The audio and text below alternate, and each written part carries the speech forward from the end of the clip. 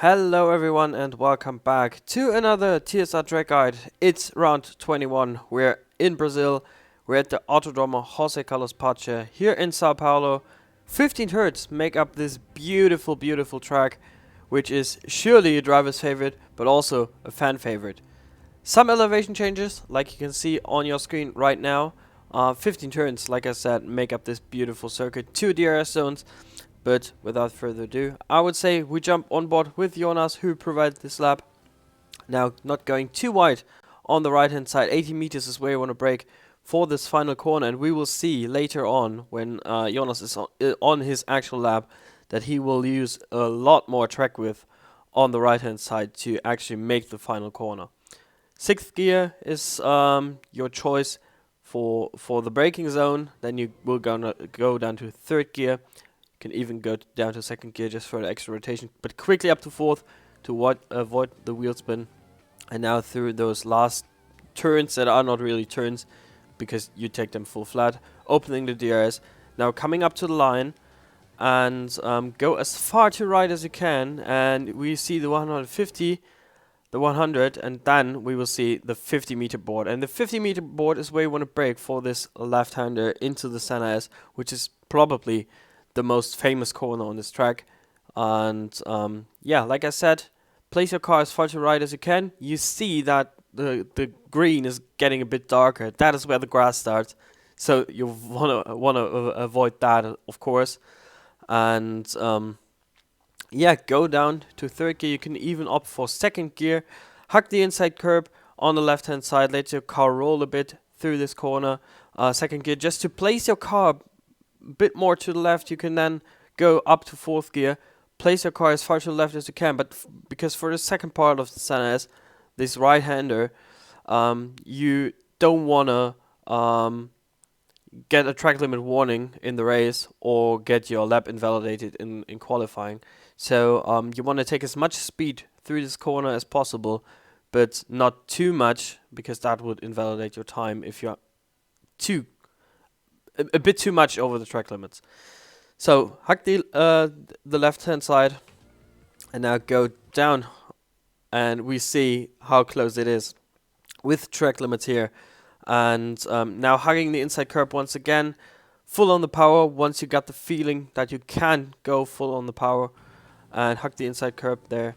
Stick to the left hand side, opening up the DRS for the second time, and now yeah, this is probably your second best overtaking opportunity. And there we can see this bit of tarmac that is sticking out, and actually where the grass starts on the right hand side again, that is where you want to brake for this next turn. So for this next left-hander, this is where you want to brake.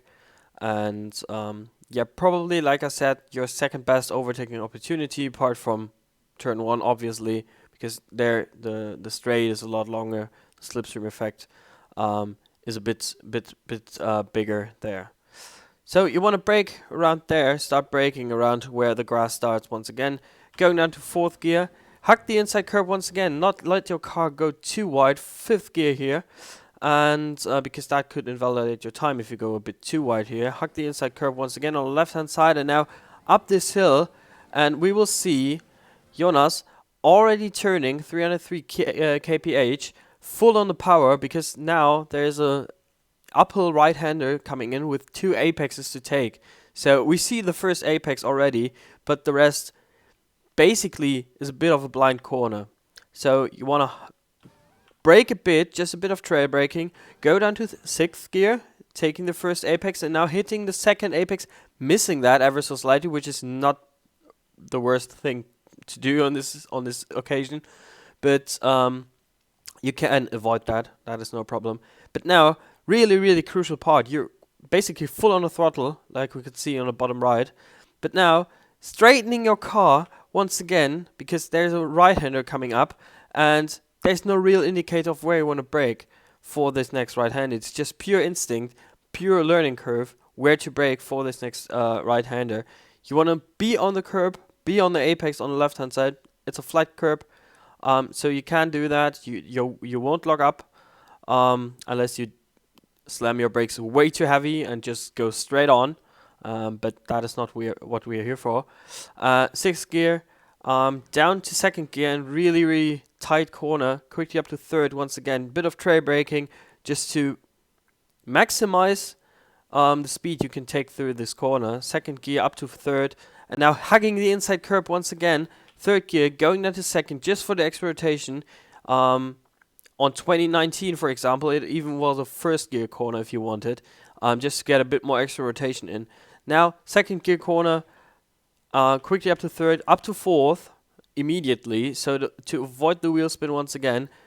Go onto the curb on the right hand side a bit with your front right wheel, and now going to the left once again for this next left-hander, and there you can see just about when the grass on the left hand side is about to start, this is where you want to brake for this next right-hander. And yeah, going into this one, you can even opt for first gear if you want for the extra rotation. Second gear is Jonas' choice here. And yeah, quickly up to third to avoid the wheel spin. Not going on the curb on the left hand side because you don't need to. And now, yeah, taking a nice and tight line on the inside there for this next left-hander. Hugging the apex once again, and now we're coming up to the final corner, and that is exactly what I mentioned earlier. It's around 85 meters because you're a bit quicker here on your actual lap. 7th gear, and yeah, this is where you want to brake, 80 to 85 meters. Go to as far to right as you can. You can see the indicator on the nose is basically on the line of the track. So basically in the middle you want to place that white line just to take a bit more entry speed and exit speed through this corner. Going down to third gear once again, quickly up to fourth.